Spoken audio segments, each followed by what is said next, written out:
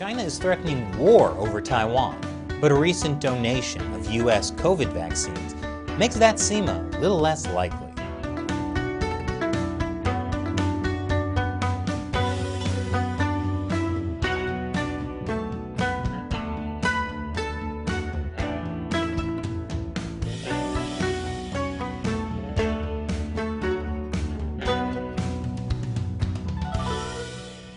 Welcome to China Uncensored. I'm Chris Chappell. Well, it's something that doesn't happen every day. A bipartisan group of U.S. senators took a military aircraft to visit Taiwan. The three senators arrived on a U.S. Air Force C-17 freight plane. They came to Taiwan to announce a donation of 750,000 U.S.-made COVID vaccines. But the real message was delivered to China in the form of a U.S. military transport plane capable of transporting troops and cargo like artillery, battle tanks, and helicopters. Taiwanese media reported that it was the first C-17 visit since at least 1995. Meanwhile, my favorite Chinese state-run media, the Global Times, said it was the most serious provocation since U.S. President Joe Biden took office, which of course is just a fancy way of saying that it angered China. The arrival of three U.S. senators in Taiwan bearing COVID vaccines is part of the U.S. playing catch-up at vaccine diplomacy. The Chinese Communist Party has been selling its COVID vaccines around the world. Selling, not donating. And those vaccines come with many strings attached. Those strings include being politically obedient to the Chinese regime, which is why, even though Taiwan is struggling with a COVID-19 surge, it's still refusing Chinese vaccines. And with good reason. China is trying to use COVID vaccines for political leverage in Taiwan. China cut off Taiwan's access to Germany's BioNTech shots.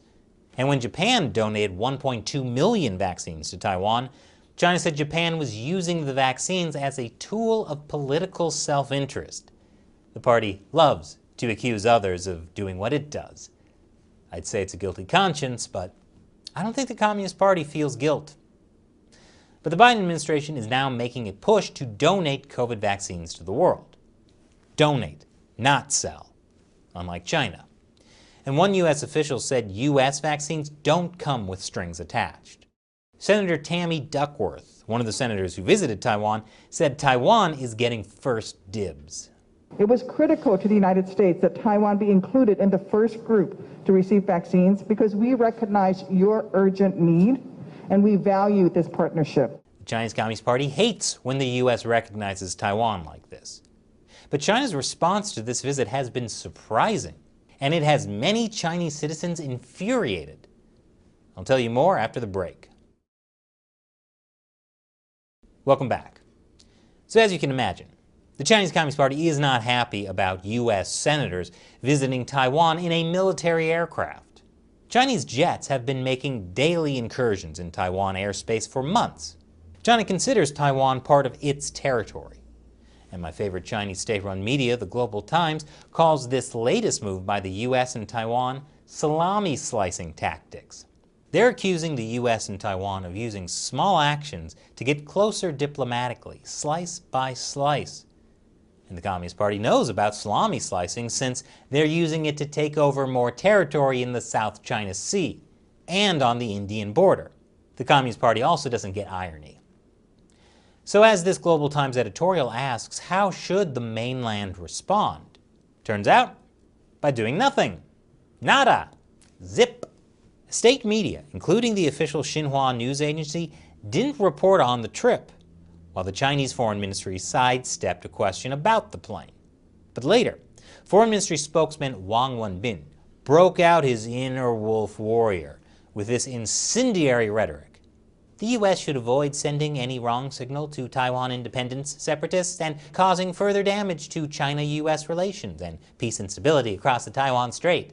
These are the same people who have been threatening to invade Taiwan for years, right? In 2005, China passed a law saying it had the right to use non-peaceful and other necessary means to prevent Taiwan from formally declaring independence. Chinese state-run media have threatened war if U.S. military aircraft go to Taiwan. They said that would be crossing China's red line. It threatened to destroy the Taiwanese airport, the U.S. aircraft, and start a war. Well, I don't see a war starting. Could it be the Chinese Communist Party was just bluffing? That it's all bluster? A bully who backs down at the first sign of pressure? I'm shocked, as were many of China's nationalistic youth. Was all that talk of a red line in war just that? Talk? One popular Weibo comment, China's version of Twitter, said, "Our red line is no red line. If this is the case, how can foreigners treat Taiwan as part of China?" Another online commentator said, "This is a salami-slicing move that is continuously pressing your red line. Maybe China's wolf warrior is just a sheep in wolf's clothing." And now it's time for me to answer a question from a member of the China Uncensored 50 Cent Army, fans who support us and our efforts to expose the truth about the Chinese Communist Party by contributing through the crowdfunding website Patreon. Banana Pancakes asks, so is Xi going to go Handmaid's Tale to solve China's population problem? This was in response to my recent episode about China's new three-child policy. After decades of the one-child policy, and then the brief two-child policy, the Communist Party is now allowing Chinese people to have 3 children. That's after it became clear all those forced abortions and sterilizations have caused a population crisis. Except, as I mentioned in that episode, Chinese people don't really want more kids. In fact, many want no kids.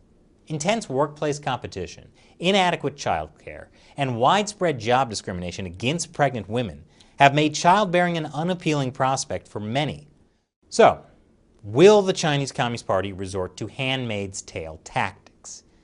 In the sense of how a small group of elite men suppress the population, forcing the lower class to work in dirty, dangerous conditions, it's already doing that. But will it start forcing women to have children? Well, considering under China's family planning policy, women had their menstrual cycles recorded on blackboards for all to see, I don't think the Communist Party has an ethical problem with getting right up in people's personal business.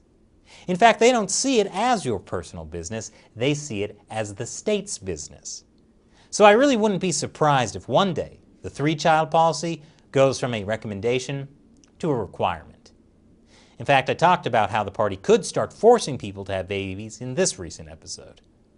Thanks for your question and your support, Banana Pancakes, and a big thank you to everyone who supports China Uncensored on Patreon. We could not do this show without you. So thank you for joining us in the fight to expose the Chinese Communist Party to the world. If you're interested in joining, head over to patreon.com/China Uncensored. You'll get a bunch of cool perks, including the chance to have me answer your questions on the show. Once again, I'm Chris Chappell. See you next time.